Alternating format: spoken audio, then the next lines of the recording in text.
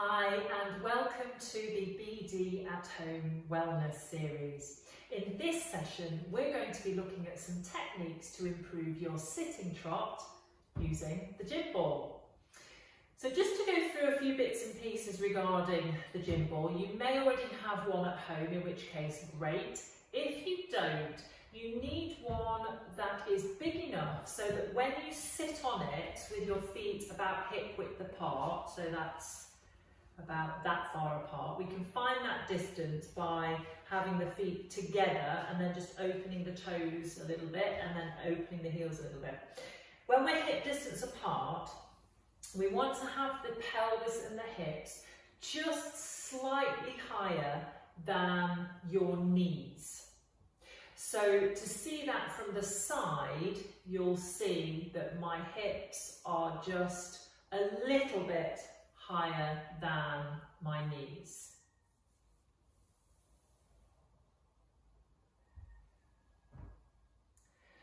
So there are lots of factors in a good sitting trot, and there are loads of exercises also which are really useful for helping to develop your capacity to absorb the force of your horse's movement and find it comfortable and balanced. But here are a few to get going with.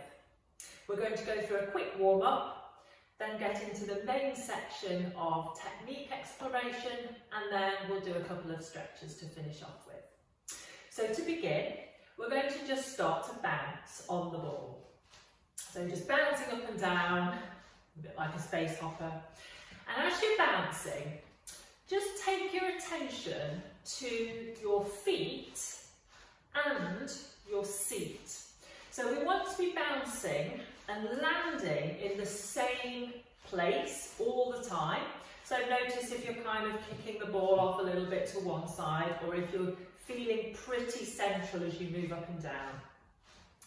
We also want to really notice the pressures and the weight distribution through your feet. So imagine that we're treating the floor in the same way as you would want your awareness into your two stirrups. So very, very even weight placement between left and right. So noticing if like one set of toes is kind of gripping, or you're pressing more into one foot than the other. So just really having an awareness of the floor as feedback really. There's definitely a seat-feet connection when we ride, so having a constant kind of awareness of the interplay between our weight distribution through the feet and also the seat bones is useful. Alright, so now we've been bouncing a little bit, we're going to add in some upper body movement just to get you a bit mobile and warmed up. So we're going to start with some breaststroke. So going swimming without even a pull necessary. And as you bring the upper body movement in, notice whether your tempo of bouncing has changed at all. Has the weight distribution through your seat changed? And has the weight distribution through your feet changed? So as you put a little bit of something in with the upper body, can you maintain that same awareness and that same symmetrical distribution through the rest of your body? So now we'll switch to front crawl. Just putting a little bit of rotation in through the upper body. And again, aiming to keep bouncing at exactly the same tempo. So one of the skills in riding is to be able to do one thing with one part of your body while still continuing to flow and move and keep an even rhythm and the required tempo with your hips and your pelvis. Let's take it into backstroke. And again, noticing as we move the upper body, what you can feel through your seat. Are you still landing in the same place? Are we leading more with one foot and leg than the other? Are you putting more effort in with one side of your body than the other? Okay, and then bring the upper body down. Now let's play about with that a bit. So we're going to purposefully now press more into the floor with your left foot. So I'll mirror, so this is my right foot, but you'll see it's left. So I'm going to really press into the floor with the left foot, just noticing how that feels through the rest of the body. And then just switch that over. So we're purposefully kind of taking more pressure on the other side, through the other foot, through the other leg. See how that feels through your body. Does that change things a little bit? It certainly does for me. I can feel a difference in my hips more on that side. And you can change between the two sides. And then see if you can redistribute the weight to be totally even now. Noticing if one of those options felt more familiar to you. So again, sometimes it can be useful to kind of exaggerate one side at a time to make things more apparent and then find your level again. Okay, so we'll just quietly stop bouncing. We should be a little bit warmed up now. And then let's take the pelvis through some motions. The types of motions that we would need to be able to move through when we're riding. And riding is a very 3D sort of sport, and particularly the sitting trot is, but we'll come back to that in a minute. So again, checking the weight placement through your feet. You can put your hands on the sides of your pelvis if you like, just to feel those kind of bony shelves. And then we're just going to roll the pelvis back and forth. So if you imagine your pelvis was a rocking chair, we've got these two rockers, one on either side, and you're very smoothly and evenly rocking on your rockers. If you'd like a breath pattern, most useful just to keep breathing generally, but if you'd like a breath pattern, it's probably useful to breathe in as your pelvis tips forward, so you rock towards the front edge of the rockers, and breathe out as your pelvis rolls backwards, so as you roll onto the back of the rockers. So breathing in to go forward and breathing out to roll backwards. And as you're doing that, you're feeling your rockers are very, very even. Don't want any wobbly rocking chairs. It's a well-constructed rocking chair. Just notice if you do feel any kind of side-to-side deviations. And again, we're taking the awareness to the feet. So as you're rolling back and forth, is one side of your body working a little harder? Is there a bit more pressure through one foot than the other? Or are you able to keep it relatively level? If you want to, you can do one side at a time, taking a little bit more on purpose, just to see how that feels, and then come back to the teamwork of the two together. So upper body staying soft, but relatively still. So the movement is mostly concentrated through the lower body. Okay, so let's now take the hips from side to side. So you can keep your hands here, just to feel what the sides of the pelvis are doing. And we're going to roll the ball from left to right. And this time you can imagine that your pelvis is like one of those, you know, those pirate ships you can get on a fairground that are kind of suspended in the middle, so this would be about here, and then you end up rocking from side to side. So we're going to imagine that this is going on in the pelvis. It's a very, very even motion. Make sure you're breathing. And you will feel the change through the feet with this, but is it an even change as your pelvis moves?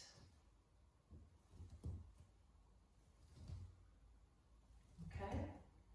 And then let's try a different motion still. And this will be a rotation movement. So for this one, you're going to imagine that just in front of your knees, you have an invisible button, just in front. And again, keeping your hands on the sides of your hips, we're going to allow your left knee to travel forward to press the invisible button.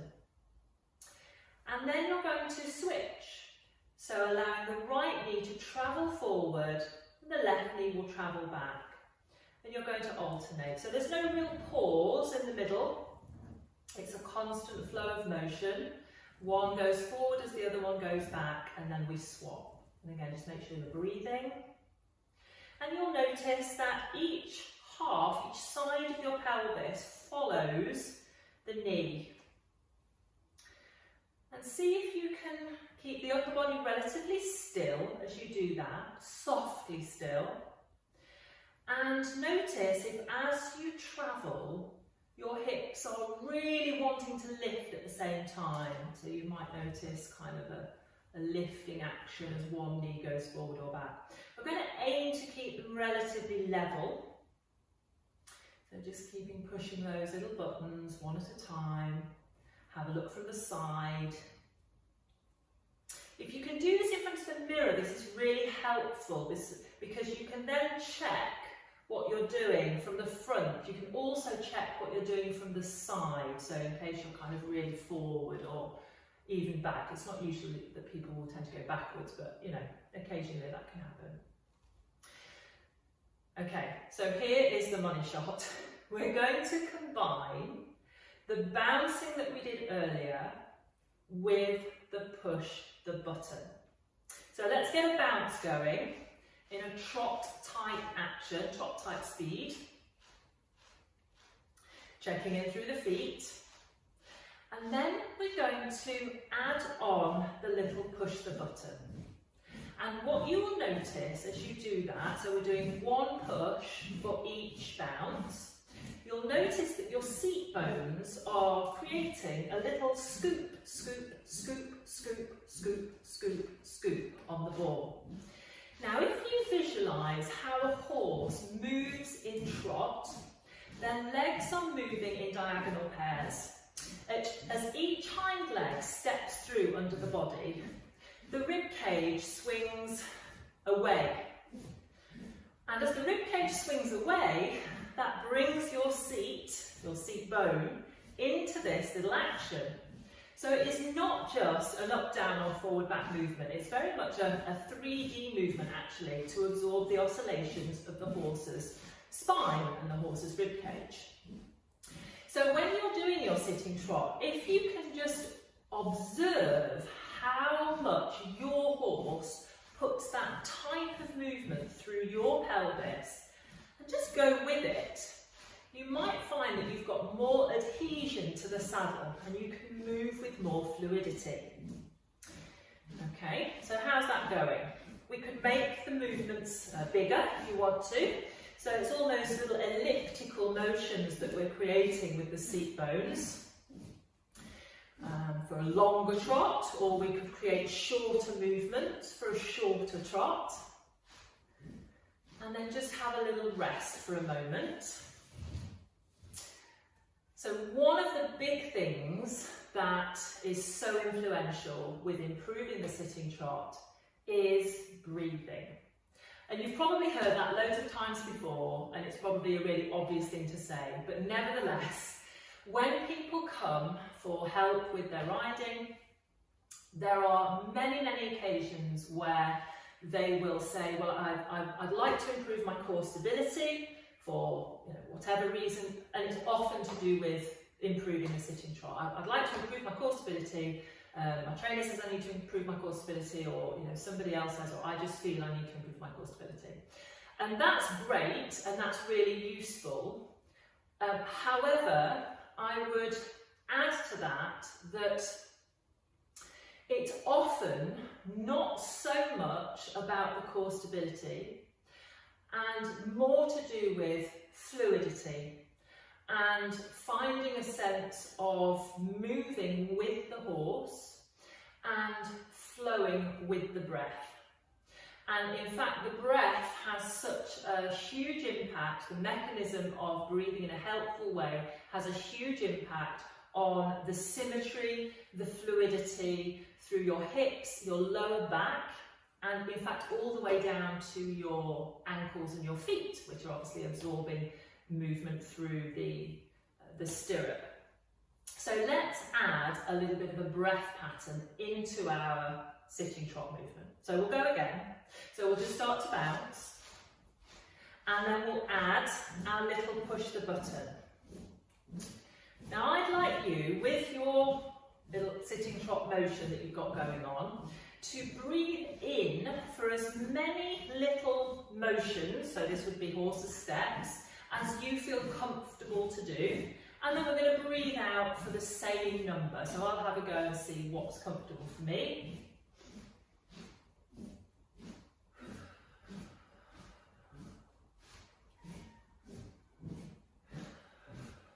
So I think 4 actually, 4 of these little motions I can breathe in and breathe out for. Kind of keep that going.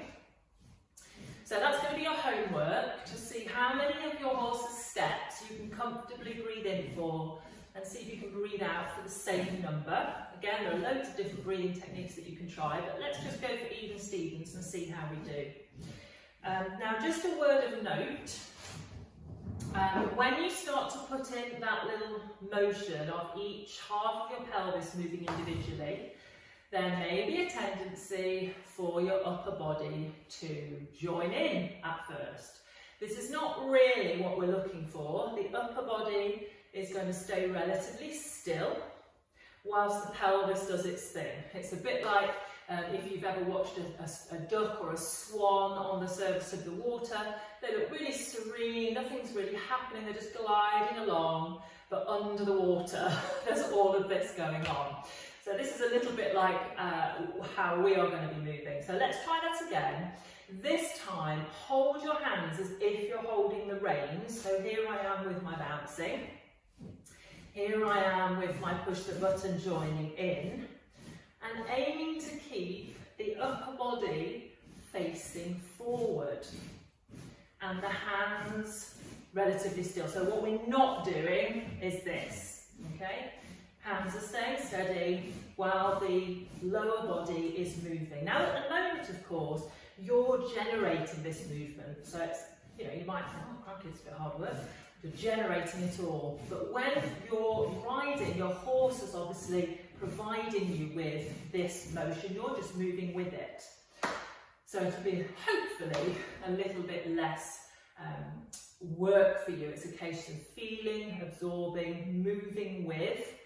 And also, once you're in the saddle, what you're going to be doing is having the focus on the seat, not the knees. I know that, again, probably sounds a bit of an obvious thing. You're not going to be sending your knees anywhere when you're actually riding. It's the motion through the pelvis and the seat that you're looking for. So let's go again. Bouncing, push the button, focusing on the scooping action through the seat bones rather than what the knees are doing. So again, I'll show you that from the side.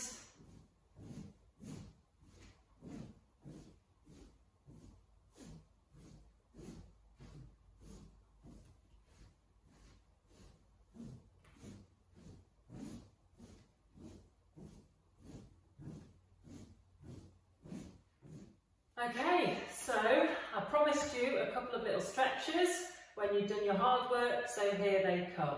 So we'll come off the Swiss ball, we'll have a little lie down on your mat and place your lower legs on top of your ball. And we're going to have the arms down by your side. And just take a moment to allow your body to just sink into the floor, melt into the floor. Just reach slightly away from you with your fingertips, just to allow your shoulders to melt down away from your ears. And then your own time, we're just going to slowly roll the ball from side to side with control. Just allowing each hip to float off the floor in turn. You notice it's not actually a stretch, it's actually a sneaky abdominal workout. No, it will be a stretch in a minute, I promise.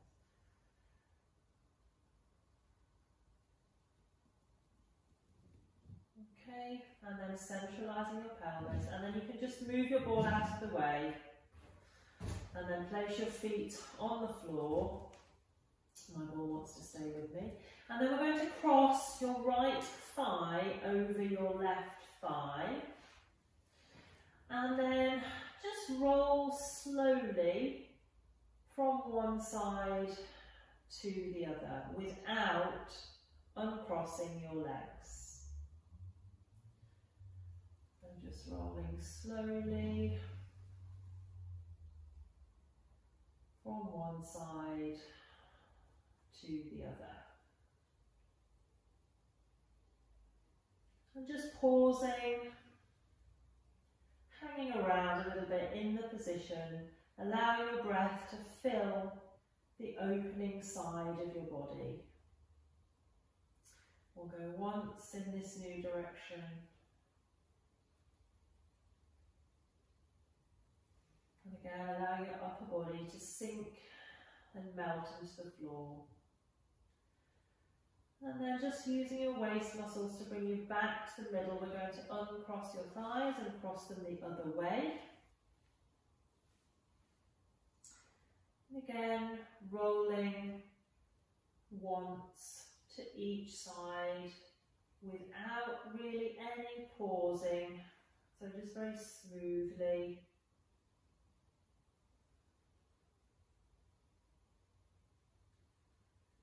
And then we're going to wait a moment in each position. So allowing the upper body to sink and melt again. And just pausing here, allowing the breath to fill the side of the body, feeling the body opening, lengthening as the breath makes its way all the way down through your body, your trunk, into your hips and into your legs. Using your waist muscles to bring you back to the centre and then over to the other side. We'll pause in this position and breathe.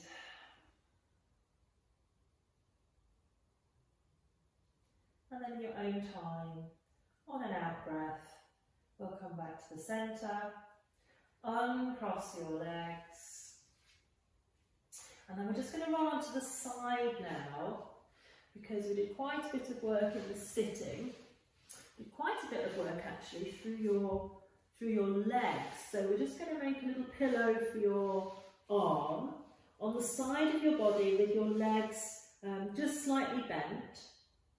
We're going to take hold of your top ankle with your hand. If you can't reach your ankle, maybe you can reach your clothing. If you can't reach your clothing easily, then you might want to just lasso your ankle with a scarf or a bandage. Okay, so just into a little bit of a quad stretch here, and we're going to think about maintaining a connection between your pubic bone and your sternum. So gently feeling that you are using your abdominals to draw your pubic bone, tip your pubic bone up towards your nose, just to feel that it is the thigh, the front of the thigh, that is stretching, rather than kind of drawing your leg back and feeling it in your back at all, or changing the shape of the spine. That's not what we're doing in this one. If you'd like a little bit more in that stretch, what you can do is place your lower ankle just on top of your knee, above the knee, and you'll feel that slightly more down the outside of the thigh. Again, maintaining that little bit of abdominal connection just to target the area that we're focusing on. Okay, and then we will release that, and then let's do the other side. So we'll have a swivel around, make your little pillow, slightly bent knees, just a wee bit, and then taking hold of your ankle, keeping it relatively level with your hip, and again maintaining that connection between your pubic bone and your sternum. So almost imagining that there's a little kind of electrical current that's alive between the pubic bone running all the way up to your breastbone, making sure that stays connected. And again, if you want a little bit more, you can place that bottom ankle just above your knee. making sure you're breathing. And allowing that top shoulder just to melt down away from your ear.